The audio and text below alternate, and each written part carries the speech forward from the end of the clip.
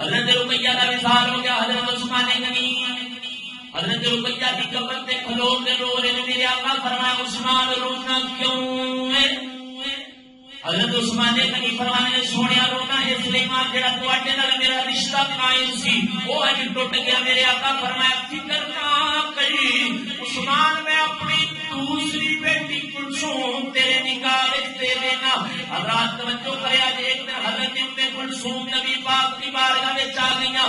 آگے کی یا رسول اللہ یہ مقام میرے شوہر کا زیادہ ہے یا سیدہ زہرا کے شوہر کا زیادہ ہے؟ یہ مقام عثمان غنی کا زیادہ ہے یا مولا علی کا زیادہ ہے؟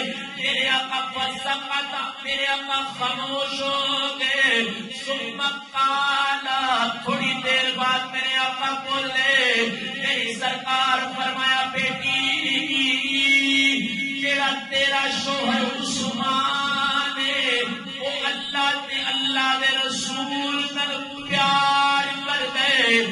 اللہ دا رسول بھی تیرے شوہر نال پیار کرتا ہے. نبی پاک فرمایا بیٹی میں تیرے اور زیادہ کر لیا وا. میرے آقا فرمایا بیٹی جب عثمان جنت وچ جانے جج دا مقام تیرے شوہر نو ملنا ہے. جنت وچ کسے ہور نو ایویں دا مقام نہیں ملنا. میرے آقا علیہ الصلوۃ والسلام چاہتے تھے کہہ سکتے سن بیٹی علی دا مقام زیادہ ہے یا یہ بھی کہہ سکتے سن عثمان دا مقام زیادہ ہے. اج کچھ لوگ جڑے صحابہ دے مقام نوں تولدے نے. میرے آقا دسیا لوگوں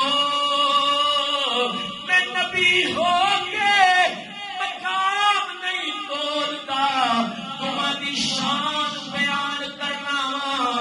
تسی امتی ہو کے مقام نہ تولیا جے.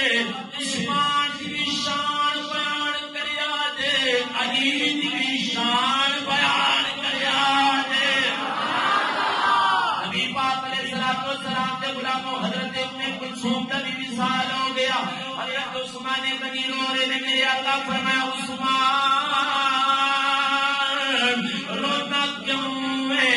میرے آقا فرمایا حضرت عثمان غنی اپنے آقا رونا اس لیے دوسری بیٹی تمہاری دوسری بیٹی کا بھی وصال ہو گیا.